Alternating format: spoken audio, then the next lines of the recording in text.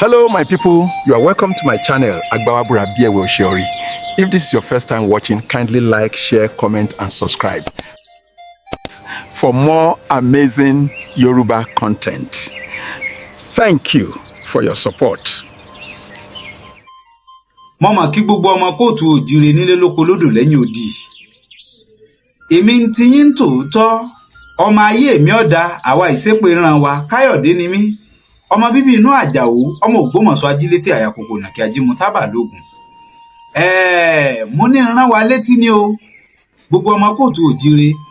Ṣé ẹ mọ̀ pé a mọ̀ ní àwọn oṣù tó wà nínú ọdún yàtọ̀ sí èyí tá a mọ̀ tó jẹ́ gbajúgbajà?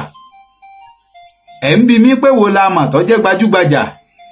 Àwọn èyí tá a mọ̀ náà ni tá a máa ń kà pé Ṣẹ́rẹ́, Èrèlé, Ẹrẹ́nà, Igbe, Èbìbí, Òkúdùn, Agẹmọ, Ògún, Ọ̀wẹ́wẹ̀, Ọ̀wàrà, Bélú, Ọ̀pẹ.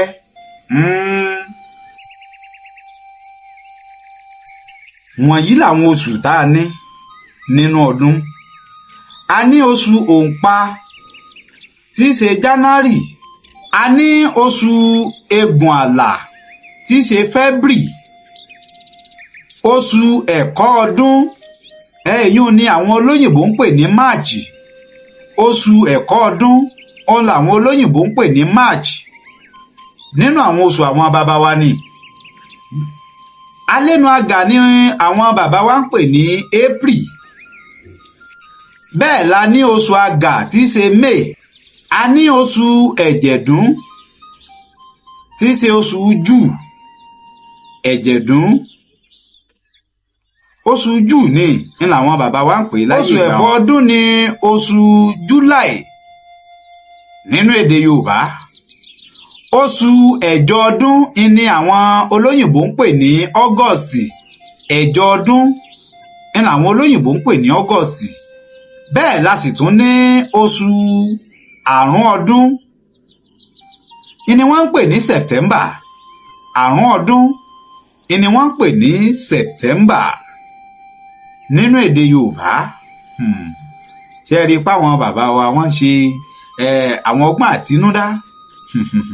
Oṣù ẹ̀rin ọdún ni wọ́n ń pè ní October. October ni oṣù ẹ̀rin ọdún láyé àwọn bàbá wa. Oṣù ẹ̀ta ọdún November ni wọ́n ń pè bẹ́ẹ̀. Oṣù ẹ̀ta ọdún November ni wọ́n ń pè bẹ́ẹ̀. Oṣù Èdì ni wọ́n ń pè ní December. Èdì ni wọ́n ń pè ní December. Bó ti rí nù àwọn oṣù tá a nínú ọdún láyé àtijọ́. Ẹ rí i pé mo sọ ṣáájú pé àwọn oṣù kan ń bẹ tó yàtọ̀ sáwọn oṣù tá a ti mọ̀ bí ẹni mowó tẹ́lẹ̀tẹ́lẹ̀. Àwọn oṣù ọ̀hún náà rí. Àmọ́ ìgbàgbọ́ àwọn bàbá wa nígbà láíláí ni pé oṣù kálukú wọn ló ní àwọn tó rọ̀ mọ́, torí pé wọ́n máa fi ń bọ ó ti láwọn ìlànà. Pàápàá jùlọ òṣùpá ni wọ́n fi máa ń ka oṣù nígbà náà. Ó lè dín ó sì lè lé lọ́pọ̀ ọgbà míì.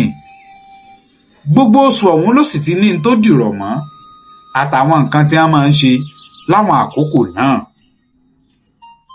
Bí àpẹẹrẹ, ẹ ti gbàgbé òwe àwọn àgbà ni tó pé ìyàwó tá a fẹ́ lóṣù Àgà tí ń fi yán mọ́lé yóò bá níbẹ̀ lọ́mọ rẹ̀ ọmọ jẹ́. Òwe àwọn bàbá wa ni. Bẹ́yìn náà bá wá rí bẹ́ẹ̀ bá fẹ́ mọ̀ nípa àwọn oṣù yìí, torí oṣù kọ̀ọ̀kan ló láwọn ìtumọ̀ tiẹ̀. Bẹ́ẹ̀ bá fẹ́ kí n tún mú wá sí kí n ṣàtúpalẹ̀ àwọn oṣù yìí dáadáa lẹ́kùn kẹ́kẹ́, ẹ jẹ́ ń rí ìdáhùn yín lábẹ́ àríwísí. Ẹ kọ́ bẹ̀ pé ẹ fẹ́ mọ̀ iṣẹ́ táwọn oṣù yìí ń ṣe àti pé àwọn àkókò wọn. Ẹ bá ń kọ́ bẹ̀ sábẹ́ àríwísí. Kò ní bàjẹ́ o, lágbára àṣẹ Èdùmàrè. Èmi ti yín tòótọ́, Káyọ̀dé ọmọ Àjàó ọmọ ayé mi ọ̀dà. Àwa yìí ṣépè níran wa. Mo rí yín náà o. Bẹ́ẹ̀ bá fẹ́ àwọn ẹ̀kún kẹ́kẹ́, ẹ lọ rèé subscribe sórí YouTube channel mi Agbawabura Biewe Oshiori. Wọ́n tún máa kàn sí yín láìpẹ́. Ẹ ṣeun. ìbà ẹ̀yin àgbà tẹ́ ẹ dàgbà nínú àgbà tẹ́ ẹ kágbà dà ọ̀rọ̀ ẹ̀yin àgbà lẹ́ni bá fẹ́ dàgbà kábọ̀ ọ̀wọ̀ fàgbà tó lẹ́ni lásọ bí àgbà kò lè lákìsà bí àgbà àmọ́ èmi ò ní gbà fàgbàlagbà òní láńgbáláńgbá tó fẹ́ gbà mí láyà ìta gbangba àgbà wa búra wò léwé ò ṣe é rí.